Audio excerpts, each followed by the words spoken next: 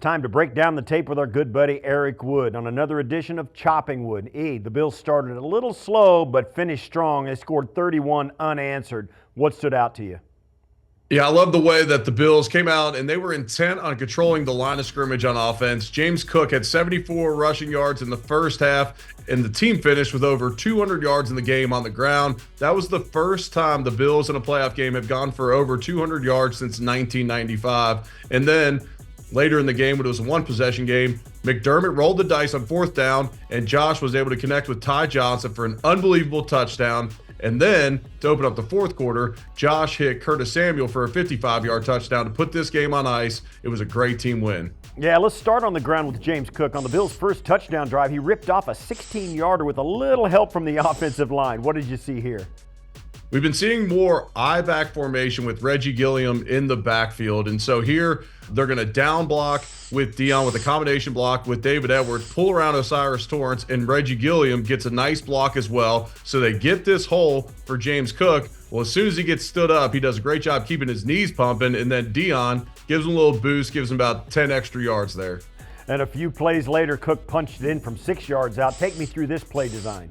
So this is a duo concept. You're going to see number 97 go across Osiris Torres' face, and he does a great job of just riding him down the line of scrimmage. And Spencer Brown, who's supposed to be on a combination block there, not getting out of control and just working up to 55 here. Cook's going to be one-on-one with number 6, the safety, as you see him in the back. And so he sets him up in the C gap outside of Spencer Brown and then cuts it back all the way across to the backside A gap to get in for the touchdown. That's great vision by James Cook there. And then on the opening drive of the second half, Cook was at it again. This time he went for 19 yards, and this was the longest run of the game. So this is the same concept we saw earlier with Osiris Torrance pulling, but this time it's going to be David Edwards. So you have a back block by the center, you have a combination on the front side, but as Spencer Brown feels Jonathan Cooper cross his face, he's just going to take him here, and David Edwards, instead of blocking out on Cooper, is going to work up to the second level on the linebacker. It's a nice job again by Gilliam, and great job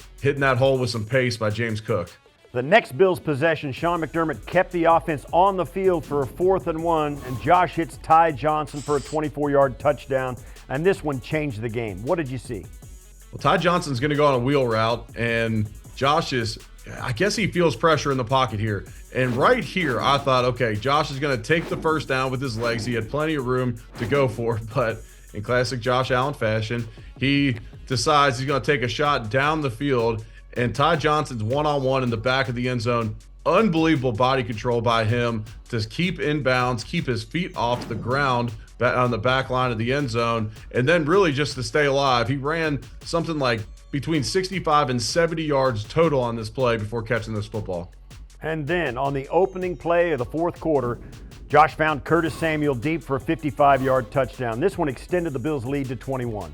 So Bills are going to take Mack Hollins in motion after they already took Ty Johnson in motion to get to a 4 strong, and they're going to run 2 crossing routes across the field. Well, after the motion, it seems like the man-to-man defense is confused, and Patrick Surtain's going to be in a trail position on Curtis Samuel. This is an easy pitch and catch by Josh after they had the miscommunication, but now here's where it gets good. Curtis Samuel slams on the brakes, lets Surtain run by him, and he's able to get into the end zone here. Great after the catch run, breaks a nice tackle, and Surtain didn't look very interested on that play, and that can happen when you go away from a guy for 3 quarters and then finally attack him in the 4th.